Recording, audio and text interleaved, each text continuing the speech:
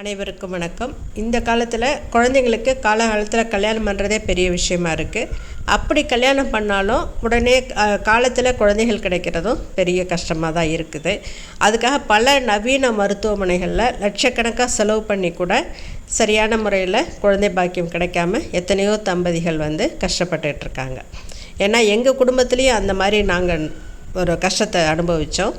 அப்போ ஒரு நண்பர் சொன்னதுக்கு என்னங்க, இங்கே இந்த ஆலயத்துக்கு போயிட்டு வந்த பிறகு உடனே ஒரு 4 மாதத்துலேயே எங்களுக்கு நல்ல சக்ஸஸ் ஆச்சு. கடைசிமாக நாங்கள் எங்கள் சொந்தக்காரவங்க ஆண் குழந்தை இப்போ இருக்குது.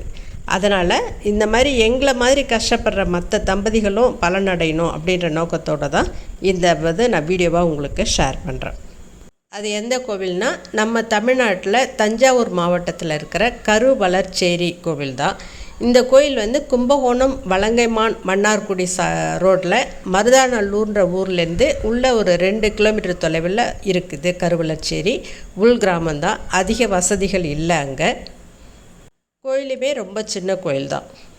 இது சுமார் 1300 ஆண்டுகள் பழமையான சிவன் ஆலயம். இந்த தலத்தில் அகத்தியரும் அவருடைய மனைவி லோபாமுத்ராவும் வழிபட்டிருக்காங்க. அவங்க 2 பேருக்கும் திருமணம் ஆனதே இந்த இடத்துல தான், இந்த கோயிலில் தான் அப்படின்னு சொல்கிறாங்க. இது இந்த தகவல் காகபுஜண்டர் ஜீவநாடியில் குறிப்பிடப்பட்டிருக்கான். அகத்திய முனிவரும் அவருடைய மனைவியும் இங்கு சிவனை வழிபட்டிருக்காங்க. சிவபெருமான் தன்னோட திருமண காட்சியை இந்த இடத்துல முனிவருக்கு காட்டியதாக சொல்கிறாங்க. அதனால் இங்கே இருக்கிற இறைவனோட பெயர் அகஸ்தீஸ்வரர். இங்குள்ள அன்னையின் பெயர் கரு வளர்க்கும் நாயகி, அதாவது அகிலாண்டேஸ்வரி. இந்த அன்னை அகிலாண்டேஸ்வரி சுயம்புவாக தோன்றியவர். இந்த ஆலயத்திற்கு புற்று கோயில், அதாவது புத்ரு கோயில்னு சொல்லுவாங்க. கோயிலோட இருக்கிற எறும்பு புற்றில் மாய சக்தியோட வடிவாக தன்னை வெளிப்படுத்தினாங்க அப்படின்னு நம்பப்படுது. வாங்க இப்போ கோயிலுக்குள்ளே போகலாம். கோவில் ஏற்கனவே குறிப்பிட்ட மாதிரி சிறிய கோவில் தான். இந்த ராஜகோபுரம் 3 நிலைகளை கொண்டதாக இருக்குது. அதுக்கு உள்ளே நுழைஞ்ச உடனே 2 மண்டபங்கள் இந்த மாதிரி இருக்குது. சிவானும் அம்பிகையும் அம்மானும் பக்கத்தில் இருக்காங்க. சுற்றுப்பிரகாரத்தில் விநாயகர், முருகன், மற்ற உபதெய்வங்கள் இருக்கிறாங்க. இவங்களோட அகத்தியரும் லோபாமுத்திரையும் தனி சன்னதியில் இருக்காங்க. அதே போலவே நாகராஜாவும் சனீஸ்வர பகவானும் தனி சன்னதியில் சிறப்பாக அருள் பாலிக்கின்றார்கள். இப்போ நம்ம பார்க்குறது சிவனோட விமானம். இது பக்கத்துலேயே அம்மனோட விமானம் இருக்கின்றது. இது அம்மனோட கருவறை நுழைவு வாயில். இதுதான் கருவறை. பக்கத்தில் இருக்கிறது சிவனோட ஆலய முகப்பு தோற்றம். சுற்றுப்பிரகாரத்தில் அகத்தியர், லோபாமுத்திரை, பைரவர், சனி பிரகார சுற்றிலேயே அழகாக சிவனையும் அம்பிகையும் வரைஞ்சி அகத்தியரும் லோபாமுத்திரை தேவியும் வழிபாடு செய்கிறத அழகான ஓவியமாக தீட்டியிருக்காங்க. சனி பகவானும் நாகராஜாவும் இங்கே தனி சன்னதியில் இருக்கிறது சிறப்பு. அவர்களோட தோஷங்கள் நீங்கிறதுக்கும் இங்கே வழிபாடு செய்கிறாங்க. அதே மாதிரி அகத்திய திருமண நாளும் இங்கே ரொம்ப விசேஷமாக ஆண்டுதோறும் கொண்டாடப்படுது. இந்த தொட்டில் தான் ஆலயத்தில் வைக்கப்பட்டிருக்கிற பிரார்த்தனை தொட்டில். இது நல்ல குழந்தை நல்லபடியாக பிறந்ததுமே குழந்தைய எடுத்துகிட்டு அம்மனுக்கும் அப்பனுக்கும் நன்றி சொல்லி இந்த தொட்டிலில் குழந்தைய போட்டு தாளாட்டுறாங்க. தமிழ்நாட்டு மக்கள் மட்டும் இல்லாமல் அண்டை மாநிலங்களிலிருந்தும் நிறைய பேர் இங்கே இந்த ஆலயத்துக்கு பிரார்த்தனையை நிறைவேற்றுறாங்க. பகவானும் அருள் பாலிக்கின்றார்கள். இந்த அகிலாண்டேஸ்வரி நாயகி புற்றுமண் மற்றும் ஆற்று மண்ணால் ஆனதால் இவருக்கு அபிஷேகம் கிடையாது. அன்னையின் முழு உருவத்தையும் இந்த நவராத்திரி நாட்களில்தான் நாம் தரிசிக்க முடியும். மற்ற நாட்களில் முக தரிசனம் மட்டுமே பக்தர்களுக்கு கிடைக்கும். உடல் பகுதி திரை போட்டு மூடப்பட்டிருக்கும். திருமணமாகி பல ஆண்டுகளாகியும் குழந்தை இல்லாமல் ஏங்கி தவிக்கும் பெண்கள் மற்றும் தம்பதிகள் இந்த ஆலயத்திற்கு அவசியம் சென்று வழிபடுவது நல்லது. இது சிறிய கிராமத்தில் அமைந்துள்ள ஆலயம் என்பதால் பூஜை பொருட்களை நாம் ஏற்கனவே வாங்கி வருவது நல்லது. இதற்கு என்ன பொருட்கள் தேவைப்படுனா, 7 மஞ்சள் கிழங்கு மிகவும் முக்கியம். 7 மஞ்சள் கிழங்கு வாங்க வேண்டும். தீபம் ஏற்றுவதற்கும் படி மெழுகுவதற்கும் பசு நெய் எடுத்து வர வேண்டும். 2 எலுமிச்சை பழங்கள் எடுத்து வர வேண்டும். மற்ற ஆலயங்களுக்கு எடுத்து செல்வதைப் போலவே தேங்காய், வாழைப்பழம், வெற்றிலைப்பாக்கு, பூ, மாலை, குங்குமம், ஊதுபத்தி போன்ற பொருட்களை எடுத்து செல்ல வேண்டும். முதலில் அர்ச்சகர் வழிகாட்டுவது போல் படியை மெழுக வேண்டும். அம்மன் சன்னதி படியினை இதைப்போல் நெய்யால் மெழுகி மஞ்சள் குங்குமம் வைத்து கோலமிட வேண்டும்.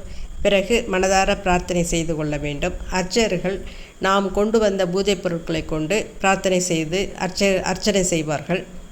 பூஜை முடிந்து 7 மஞ்சளையும் 1 எலுமிச்சம்பழத்தையும் தருவார்கள். பெண்கள் பிரசாதத்தை பயபக்தியுடன் பெற்றுக்கொண்டு மனதுக்குள் ஒரு சங்கல்பம் செய்து கொள்ள வேண்டும். அதாவது கர்ப்பம் தரித்து வளைகாப்பு செய்யும்போது 7 வளையல்களை அம்மனுக்கு சமர்ப்பணம் செய்வதாக வேண்டிக் கொள்ள வேண்டும். பிரசாதமாக தரப்பட்ட எலுமிச்சம்பழம் மஞ்சள்களை கவனத்துடன் வீட்டுக்கு எடுத்து செல்ல வேண்டும். எலுமிச்சம்பழத்தை சாறு பிழிந்து தம்பதிகள் மட்டுமே பருக வேண்டும். அர்ச்சகர் தந்த 7 மஞ்சள்களை வேண்டுதல் வைத்துள்ள பெண் மட்டுமே உபயோகப்படுத்த வேண்டும். மற்றவர்கள் பயன்படுத்தக்கூடாது. மஞ்சளில் ஒன்றை எடுத்து அரைத்து அந்த பெண் குளிக்கும்போது பூசி வர வேண்டும். ஒரு மஞ்சள் முடிந்த பிறகு அடுத்த மஞ்சளை எடுத்து உபயோகப்படுத்தலாம். பாதம் தவிர உடலின் அனைத்து பாகங்களிலும் மஞ்சளை பூசி குளிக்க வேண்டும். அம்பாளின் அனுகிரகத்தால் பெண்கள் உடனடியாக கர்ப்பம் தரிப்பார்கள். எனது உறவினருக்கு 3 மஞ்சள் முடிந்து 4வது மஞ்சள் குளிக்கும் பொழுதே கர்ப்பம் தரித்து விட்டார். அந்த அளவுக்கு கருவளச்சேரியில் பெறப்படும் மஞ்சள் பிரசாதம் சக்தி வாய்ந்ததாக இருக்கின்றது. அதனால்தான் குழந்தை பாக்கியம் வேண்டி தினமும் ஏராளமான பெண்கள் இந்த ஆலயத்தை நோக்கி வந்த வண்ணம் இருக்கின்றனர்.